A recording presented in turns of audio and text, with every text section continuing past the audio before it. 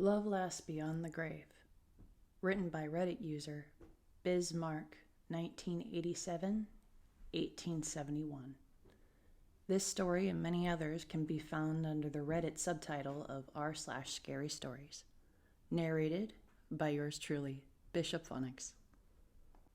Love Lasts Beyond the Grave.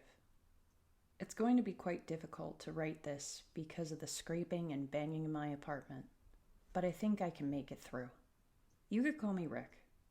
So everything started in high school. You know, during all my life, I was a very shy person, and that didn't really bother me for the most part, except when I wanted to know someone better, and that someone was Sarah.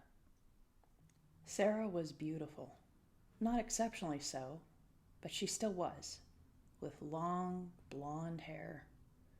Not knowing how to approach her, I simply texted her one day, and, to my surprise, she was quite nice. From then on, we started talking a bit more, but only a little in school. Eventually, I took a radical measure and declared my love. As you may or may not expect, it didn't have its desired effect. I mean, she was by no means rude about it, but it still hurt very much. The next few days were pretty difficult for me. I was so madly in love with her that I couldn't imagine someone else being loved by her other than me. Not proud to say that, but there are some feelings which speak louder than reason. Either way, something needed to be done, and from the back of my head, I remembered something. While searching for some exercises online, I often came across an occultist website that advertised many rituals, some for getting a person to love you. After hesitating for a week, I finally gave it a try. Very skeptical of it, I thought, why not give it a shot? It was very simple to use. You just had to fill it with the name of your loved one and say some prayers. That was it. I did it, and nothing happened. I had no goosebumps or felt some presence or anything like that. Honestly, I thought it hadn't worked and just went on with my night. But there still remained hope that it would have some effect. The next day came along and everything was normal at first. However, during break, Sarah came along and said she liked my new hair. I had let it grow a bit. Very surprised, I thanked her, but kept it to that. My optimistic section was enthusiastic, thinking it had worked, while my inner pessimist, always prevalent, thought it was some kind of prank. As Earth completed another rotation, I was even more flabbergasted when she decided to seat next to me the whole day. We got to talk quite a bit. It was then I really convinced myself it had truly worked. And, indeed, it had. After a month, I found myself a girlfriend. Something unthinkable just a little prior. And things were good. I believe those may have been my happiest days. I truly felt that I was to spend my whole life with her, and she believed the same. We were the perfect stereotypical couple, and I had absolutely no regrets. Throughout all high school, things were splendid, and I can't highlight it enough. Then, another chapter started in my life. I was going to college. Sarah didn't go to the same institution. Even though she wanted to go to mine, she'd only been called to another one, in another town. It was not so far, and we still met every week and video chatted every day. Our relationship stood strong as ever, despite these boundaries. However, this would not be the case for long. Elizabeth was from my class, and I think most wouldn't find her as attractive as Sarah. Despite this, she had something, an essence, so to speak, that ensnared me. Soon, I was completely enamored. I didn't feel the same for Sarah anymore, but was reluctant to cut my ties. Even though things were no longer the same, I still really liked her. Plus, I would feel really guilty to break her heart like that. And trust me, I tried to fight off the growing infatuation with Elizabeth, but my attempts were futile. It was not long until I started making my first moves. Liz, as I will call her from now, was very receptive, and I was careful not to commit to the same mistakes from before. I talked to her both online and on site. Soon, I asked her out on a nightly date, and she accepted. That same evening, I was supposed to make a video call with Sarah, and I completely forgot it. She texted me during the middle of the date. I said I was sorry, and that, being very tired, I had completely forgotten, even commenting some intentional mistakes to make a convincing impression of someone who had just woken up. I resumed my encounter with Liz, and the rest of the night was just wonderful. Not sure why I'm saying this, but I think part of Liz's charm was her eyes. They were like glossy obsidians in the snow, wrapping me in an authentic hypnosis. From there, my relationship with Liz skyrocketed, and my dilemma grew more intense day after day.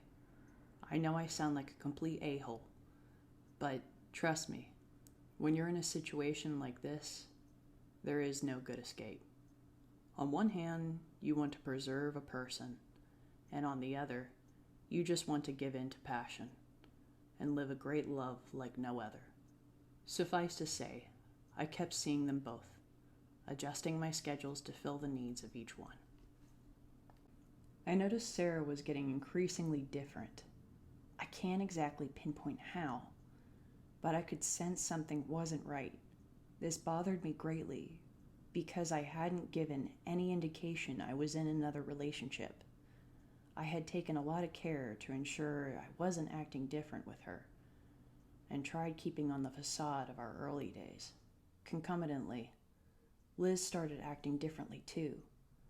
I asked her about it, and she opened up about it.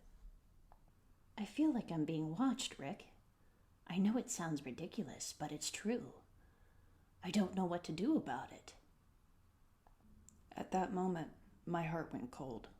Someone watching her? I was filled with both fear and rage, but an especially nefarious possibility crossed my mind, one which I ignored and chose to suppress. I was so stunned, I believed I zoned out since Liz started calling my name quite loudly. Sorry, darling. It's just that I love you so much, I can't imagine anything happening with you. Let's go to the police right now. And what will we say? You can stay calm. I know how to look after myself. Everything will be all right. I promise. I silently agreed. She was right. What would we say to the cops? She only felt like she was being watched overall. It was nothing concrete. Even so, things were not the same after the incident. I became a nervous wreck, in a constant state of paranoia. It didn't take long for me to start lagging off with my studies, something Liz took note of. Once again, she reassured me there was nothing to worry about, and that she didn't even feel watched anymore. I appreciated her caring attitude, but knew better. There definitely was something wrong. As such, I started to take some measures. Now, Liz truly had a watcher.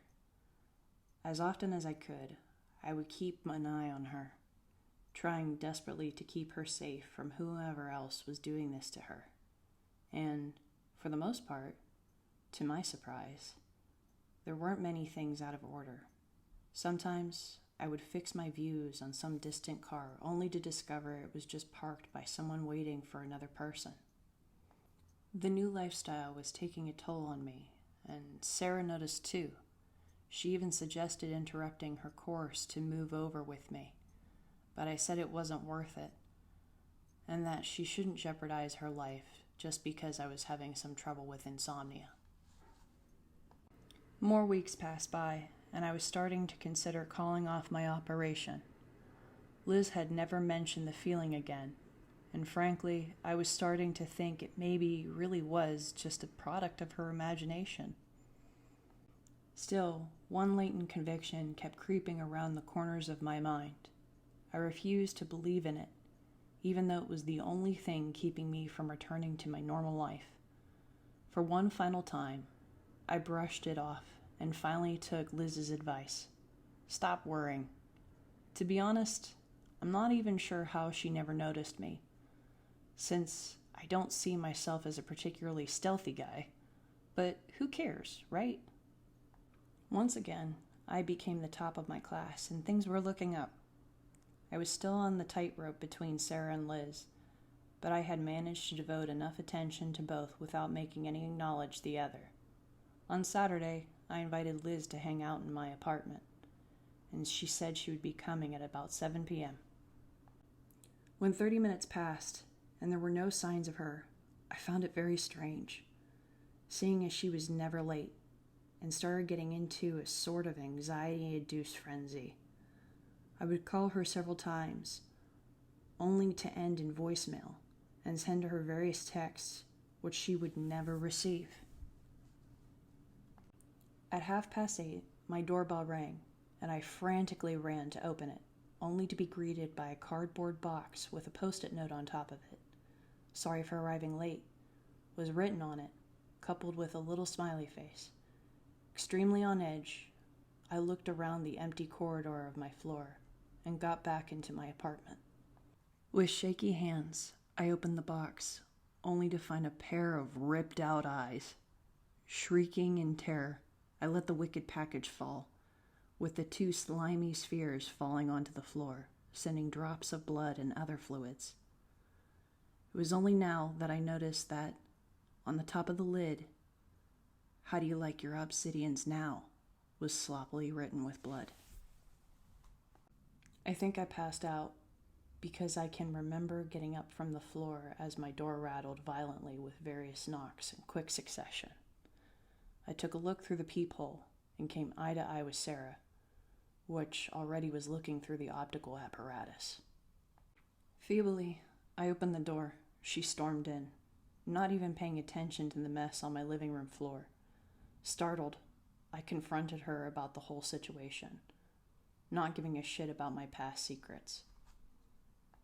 "Are you involved with this, Sarah? Did you know anything about Liz?" "Oh, darling, I knew you weren't that slow-witted. Did you really think I would never find out about this little witch of yours which you call Liz? Come on. You knew all along that I was the one watching her, didn't you? I was always your prime suspect, wasn't I? But don't worry, darling, 'cause now you are all mine and I'm all yours, as I will forever be." As she said this, she slumped over to my arms, and I, incredibly repulsed, threw her on the ground, shouting words I can't even remember. The next few moments were a blur, but I recall grabbing the fire extinguisher I had in my kitchen and hitting Sarah's head with it. I know that's sick. I know that's evil. I know all of that. But no one can imagine what I was feeling then, all right? Don't ask me why, but I decided to put her body in my closet and lock it until I thought of something better to do. I didn't think of anything. And, I think I deserve what's coming for me.